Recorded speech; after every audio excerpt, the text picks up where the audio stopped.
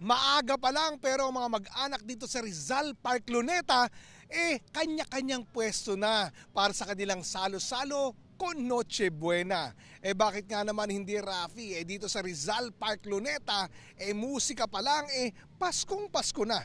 Samahan mo pa ng samot-saring palamuti, deck the halls with bows of holly talaga ang dating. Kung pamasko naman ang hanap sa Rizal Park Luneta Visitor Center, mabibili ang mga produktong proudly Philippine-made. Para sa mga nakausap namin, okay na okay daw talaga magpasko dito, dala ng konting pagkain na sinamahan pa ng pananabik ng mga mahal sa buhay, talagang ayos na ayos na.